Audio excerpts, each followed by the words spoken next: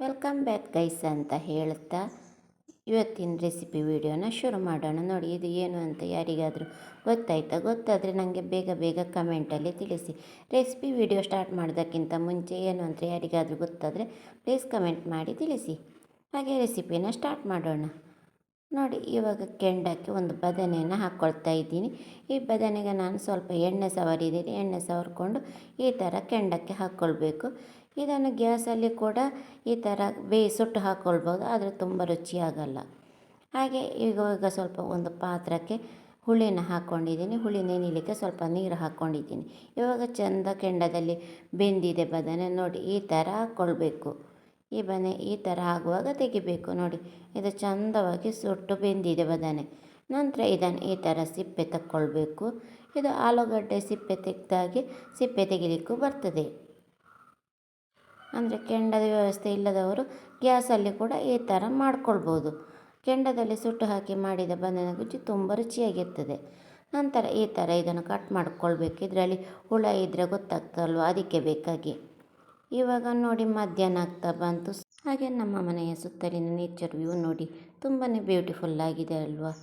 ಹಾಗಿದೆ. ಈಗ ನೋಡಿ, ಹುಳಿಯನ್ನು ಚೆನ್ನಾಗಿ ಮಿಕ್ಸ್ ಮಾಡಾಯಿತು. ಇವಾಗ ಇದಕ್ಕೆ ಬೆಲ್ಲನ ಸೇರಿಸ್ತಾ ಇದ್ದೀನಿ. ಸ್ವಲ್ಪ ಸ್ವೀಟ್ ಹಾಕಿದರೆ ತುಂಬ ರುಚಿಯಾಗಿರುತ್ತೆ ಅಂತ. ಬೆಲ್ಲ ಆಪ್ಷನಲ್, ಬೇಡದಿದ್ದರೆ ಸ್ಕಿಪ್ ಕೂಡ ಮಾಡ್ಕೊಳ್ಬೋದು. ಅದೇ ರೀತಿ ರುಚಿಗೆ ತಕ್ಕಷ್ಟು ಉಪ್ಪು ಹಾಕಿದ್ದೀನಿ. ಒಂದು ಹಸಿಮೆಣಸು ಕೂಡ ಹಾಕ್ತಾ ಇದ್ದೀನಿ. ನಂತರ ಸುಟ್ಟು ಹಾಕಿದ ಬದನೆನ ಇದಕ್ಕೆ ಸೇರಿಸ್ತಾ ಇದ್ದೀನಿ. ಹಾಗೆ ಇದಕ್ಕೆ ಒಂದು ಈರುಳ್ಳಿನ ಕಟ್ ಮಾಡಿಕೊಂಡು ಕೂಡ ಹಾಕ್ಕೊಳ್ಬೋದು. ಇದು ಸ್ವಲ್ಪ ಸಿಹಿ, ಖಾರ, ಹುಳಿ ಅಂತ ಹೇಳಿ ಎಲ್ಲ ಇದ್ದರೆ ತುಂಬ ಚೆನ್ನಾಗಿರ್ತದೆ. ಈ ಗೊಜ್ಜು ತುಂಬಾ ರುಚಿ ಕೂಡ. ಅದೇ ರೀತಿ ಇಲ್ಲಿ ನೋಡಿ, ನಮ್ಮ ಮನೆಯ ಬೆಕ್ಕುಲಿ ಇಲ್ಲಿ ಹೇಗೆ ಮಲ್ಕೊಂಡಿದೆ ಅಲ್ವಾ?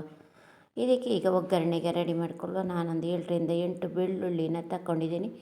ಇದನ್ನು ಚೆನ್ನಾಗಿ ಗುದ್ದಿ ಹಾಕ್ತಾ ಇದ್ದೀನಿ. ಸಿಪ್ಪೆ ಸಮೇತ ನಾನು ಒಗ್ಗರಣೆಗೆ ಹಾಕ್ತಾ ಇದ್ದೀನಿ. ತುಂಬ ಪರಿಮಳ ಬರ್ತದೆ ಅಂತೇಳಿ ಸಿಪ್ಪೆ ಸಮೇತ ಹಾಕ್ತಾ ಇದ್ದೀನಿ. ಹಾಗೆ ಇದಕ್ಕೆ ಸಾಸಿವೆ ಸ್ವಲ್ಪ, ಹಾಗೆ ಒಣಮೆಣಸು, ಹಾಗೆ ತೆಂಗಿನ ಎಣ್ಣೆ ಕೂಡ ಹಾಕಿ ನಾನು ಒಗ್ಗರಣೆಗೆ ಇಡ್ತಾ ಇದ್ದೀನಿ. ಅದೇ ರೀತಿ ಇದರಲ್ಲಿ ಈ ಬೆಳ್ಳುಳ್ಳಿ ಬೇಡದಿದ್ದರೆ ಕರಿಬೇವು ಹಾಕಿ ಕೂಡ ಒಗ್ಗರಣೆ ಕೊಡ್ಬೋದು. ಅದನ್ನು ತುಂಬ ಚೆನ್ನಾಗಿರ್ತದೆ. ಈಗ ಒಗ್ಗರಣೆ ಕೊಟ್ಟಾಯಿತು. ಇವಾಗ ನೋಡಿ, ಸುಟ್ಟು ಹಾಕಿದ ಬದನೆ ಗೊಜ್ಜು ರೆಡಿ ಆಯಿತು. ಇದು ಗಂಜಿಯೊಟ್ಟಿಗೆ, ಅನ್ನದೊಟ್ಟಿಗೆ, ಹಾಗೆ ಚಪಾತಿಯೊಟ್ಟಿಗೆಲ್ಲ ತುಂಬ ರುಚಿಯಾಗಿರ್ತದೆ. ನೀವು ಈ ರೆಸಿಪಿಯನ್ನು ಟ್ರೈ ಮಾಡಿ. ತುಂಬ ಈಸಿ ರೆಸಿಪಿ ಇದು. ಹಾಗೆ ಈ ವಿಡಿಯೋ ಇಷ್ಟ ಆದರೆ ಪ್ಲೀಸ್ ಸಬ್ಸ್ಕ್ರೈಬ್ ಮಾಡಿ, ಲೈಕ್ ಮಾಡಿ, ಶೇರ್ ಮಾಡಿ, ಕಮೆಂಟ್ ಮಾಡಿ. ಆದಷ್ಟು ಜನರಿಗೆ ಶೇರ್ ಮಾಡಿ. ಇನ್ನೊಂದು ವಿಡಿಯೋಲಿ ಸಿಗುವ. ಅಲ್ಲಿ ತನಕ ಟೇಕ್ ಕೇರ್. ಬಾಯ್ ಬಾಯ್.